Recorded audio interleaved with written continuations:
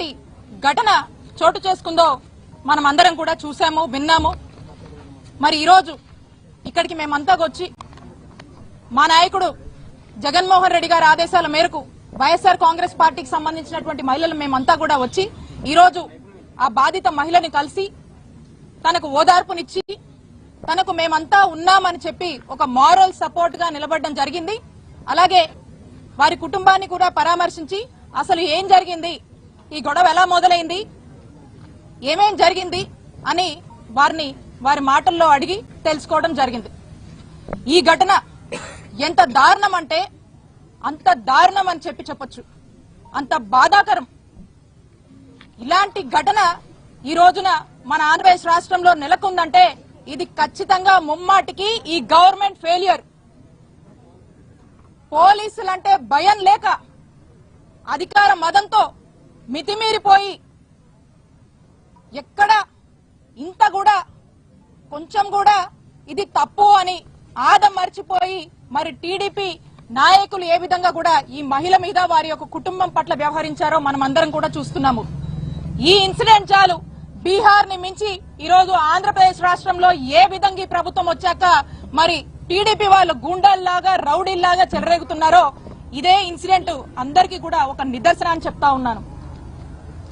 ఈ ఇన్సిడెంట్ వాస్తవాల్లోకి వెళ్తే మనం ఎవరైతే ఈ మహిళ ఉందో వారి యొక్క కుటుంబం వాళ్ళ ఇంటి ముందు బోరు రిపేర్ చేసుకుంటూ ఉంటే ఆ వార్డు సెక్రటరీ అయినటువంటి టీడీపీ నాయకుడు వచ్చి మీరు మీ ఇంటి ముందు బోర్ రిపేర్ చేస్తున్నారు అని చెప్పి మాకు మామూలు ఇవ్వాలి, 10,000 మాకు మామూలు ఇచ్చే మీ ఇంటి ముందు మీ బోర్ రిపేర్ చేసుకున్నాను డిమాండ్ చేశాడు. మా ఇంటి ముందు మేము మా బోరు రిపేర్ చేసుకుంటే నువ్వెవరయ్యా, నీకెందుకు ఇయ్యాలయ్యా అని చెప్పి అడిగినందుకు ఇంత దారుణమైనటువంటి పరిస్థితి రోజు నెలకొంది. వాళ్ళు చెప్పారు, ఆ మహిళ చెప్పింది, ఆ కుటుంబ సభ్యులు చెప్పారు, ఆ మూర్తి అనేటువంటి టీడీపీ నాయకుడు మేము అధికారంలో ఉన్నాం, నువ్వు మీరు ఎలా రిపేర్ చేసుకుంటావు చూస్తా, మీ ఇంట్లోకి నీళ్లు రానియా, ఖచ్చితంగా మాకు 10,000 కట్టాల్సిందే, కడితే గాని మీ పని చేసుకోనియమని చెప్పి ఆయన వాళ్ళని డిమాండ్ చేసినట్టు.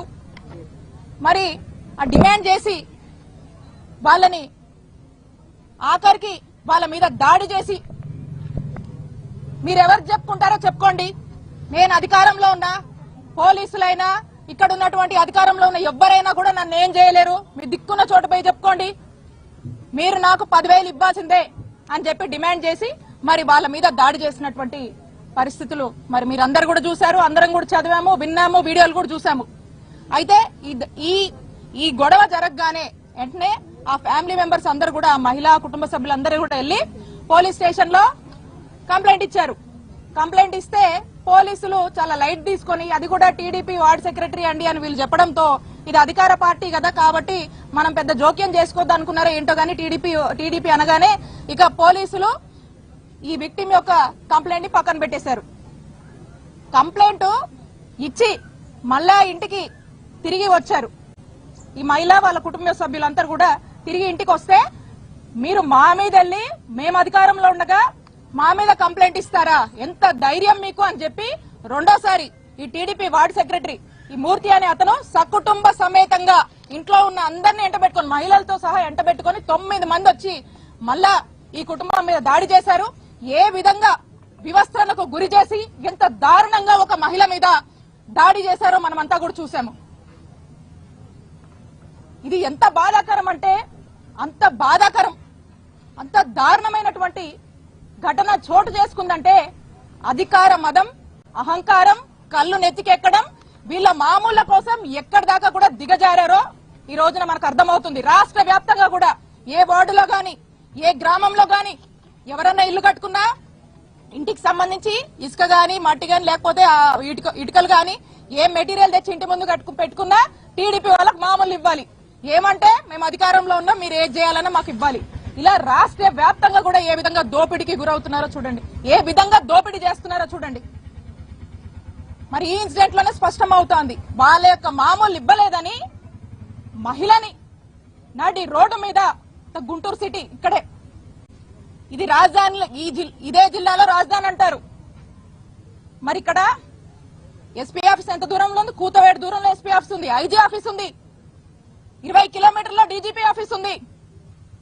మరి ఈ జిల్లాలో మొత్తం యంత్రాంగం అంతా కూడా ఇక్కడే ఉంది. మరి పట్టపగలు మనం చూసాం ఈ గొడవ వాళ్ళు వెళ్తే పోలీసులు కంప్లైంట్ పక్కన పెట్టారు. రాత్రి వాళ్ళ ఇంటికి వచ్చిన తర్వాత మళ్ళీ వాళ్ళ అబ్బాయి 100 నంబర్ కి డయల్ 100 నంబర్ కి ఫోన్ చేసి గొడవ అయిందని చెప్పి మళ్ళీ గొడవ అయిన తర్వాత కూడా అక్కడికి వెళ్లి పోలీస్ స్టేషన్ లో రెండోసారి కంప్లైంట్ ఇస్తే కూడా పోలీసులు పట్టించుకోకుండా పక్కన పెట్టారు. అంటే ఒకసారి ఇది 15వ తారీఖు జరిగితే రెండు సార్లు ఆ మహిళ మా మీద దాడి జరిగింది, నన్ను ఈ విధంగా హింసించారు అని చెప్పి పోలీసులకు చెప్తే కూడా పట్టించుకోకుండా పక్కన పెట్టారు. ఆ తర్వాత నెక్స్ట్ డే మార్నింగ్ 16వ తారీఖున ఎమ్మెల్యే దగ్గరికి వెళ్లారు. ఈ వీడియో వాళ్ళ సీసీ కెమెరాలో ఉన్నప్పుడు వాళ్ళే డౌన్లోడ్ చేసుకుని ఈ విధంగా వివస్త్రణకు గురి చేసి దాడి చేశారమ్మా అని చెప్పి వెళ్లి చెప్తే ఏం చేసిందండి ఎమ్మెల్యే? ఏం చేసింది? ఏం పట్టించుకోకపోగా మాకు అనుమానాలు కలుగుతా ఉన్నాయి. ఏమనంటే ఇరు వర్గాలు అవతల వాళ్ళ పార్టీ మనుషులు కదా, వాళ్ళ పార్టీ నాయకుల్ని కాపాడుకునేటువంటి ప్రయత్నం ఎమ్మెల్యే చేసింది. ఎమ్మెల్యే చేసి ఇక దాన్ని ఎంతసేపు కూడా దాచిపెడదాము, రాజీ చేద్దాము అనేటువంటి ప్రయత్నం చేస్తూనే వచ్చారు. అప్పటికి కూడా కేసు కట్టలేదు. ఆ తర్వాత ఇక్కడ ఉన్నటువంటి వాళ్ళు వైఎస్ఆర్ కాంగ్రెస్ పార్టీకి సంబంధించిన వాళ్ళు కొంతమంది దీని గురించి ఇది లైమ్ లైట్ లోకి వస్తుంది ఇష్యూ, దీనికి సంబంధించినటువంటి వీడియోలు సోషల్ మీడియాలో అక్కడ ఇక్కడ రావడం వల్ల ఇది ప్రజల్లోకి వెళ్తుంది, చర్చ అవుతుంది. కాబట్టి దీని వల్ల వాళ్ళకి పరువు పోతుందని చెప్పి అప్పుడు పోలీసులు చిన్నగా అప్పుడు నిద్ర మేల్కొని ఎఫ్ఐఆర్ కట్టారు.